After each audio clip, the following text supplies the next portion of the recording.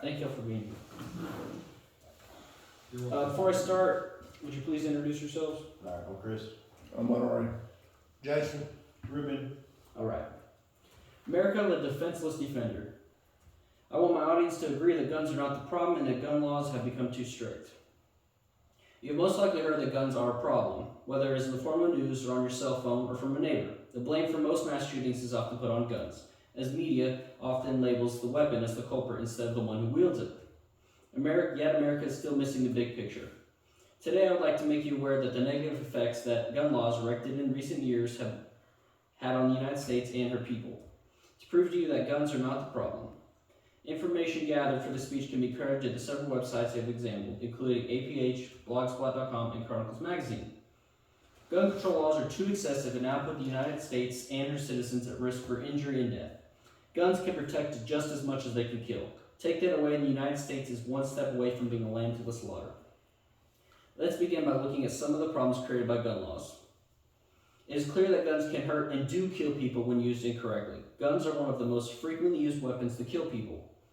But guns aren't killing people. People are killing people with guns as their weapon of choice. The gun laws placed upon society only hurt the citizens as a whole, rather than address the real problem. People hurt and kill people with guns. People are the problem. Take a 9mm bullet, for example. It's just a bullet, nothing too special about it, but when used incorrectly, put into a gun, now it becomes a lethal weapon. Taking away the gun doesn't fix the problem. Sure, making it harder to obtain them puts a barrier between those with a shady background, but banning them outright leaves only the criminals armed.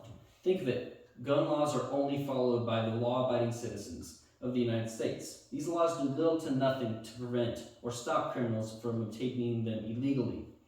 Instead, it leaves the law-abiding citizens as vulnerable prey for the taking. Since criminals aren't confined to laws made to control guns, in fact, it only makes their jobs easier. Picture criminals as wolves attacking a flock of sheep. When the sheep are guarded and armed, the wolf will have a chance for injury or death if it attempts to attack one. Cities in the past, such as New York City and Los Angeles, which had far fewer gun laws in place, had far less crime in past years compared to recent years where new gun laws have been put in place.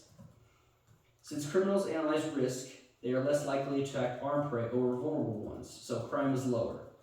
Now these cities are ripe with crime and law enforcement is overwhelmed to their breaking point due to gun laws passed in recent years. The founding fathers of the nation knew that the United States needed to be able to defend itself and be able to defend itself should the government begin to oppress the people. Then they would be able to defend their liberties set forth in the Constitution. One must be able to defend himself and his property, regardless of whoever was trying to take it. That is the principal reason they wanted every man armed. An armed citizenry militates against the development of tyranny. From the beginning, our founding fathers knew that the common man needed to be able to protect his own life and his way of life, regardless of who was trying to take it. However, guns in the wrong hands are still a problem. It is clear that there are many who do not use firearms responsibly and therefore are the source of the problem that gun law activists target to disarm. However, there is an alternative solution. Regulation rather than banning outright is crucial to the safety of the United States and her people.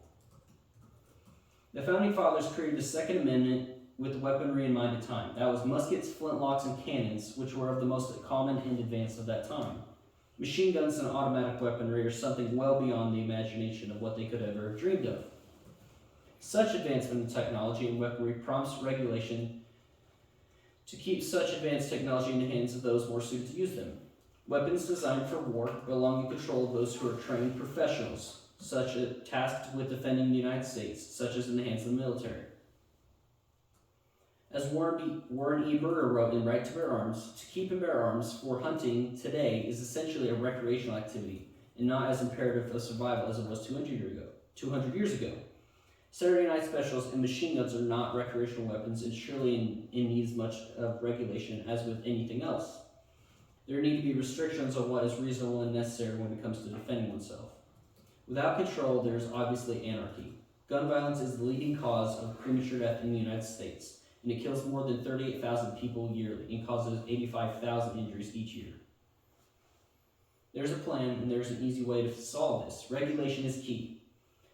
To prevent your hands from becoming the wrong hands, taking both firearms safety courses and training courses before purchasing firearms are vital to ensuring you are not a statistic. Reporting what you see. Posts on social media were often warning signs prior to school shootings and mass shootings alike. Many assailants posted radical message depicting violence or displaying weaponry they had recently acquired. Yet most were dismissed when seen rather than reported soon enough.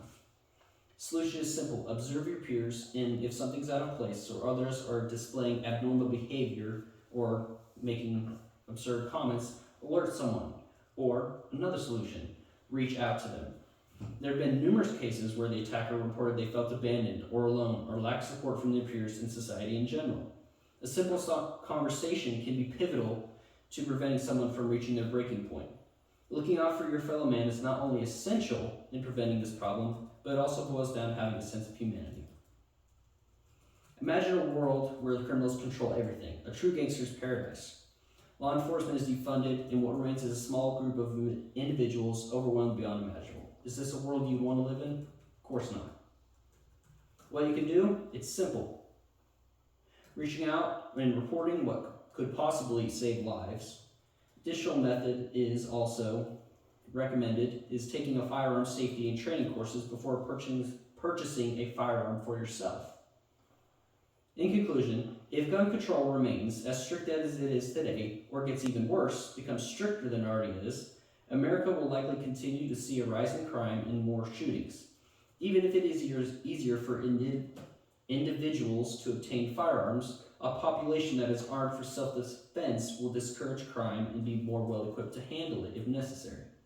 The solution is clear. The United States must lessen her grip on gun laws and allow her citizens to take up arms once more to defend themselves or face self-destruction from an enemy within her own borders.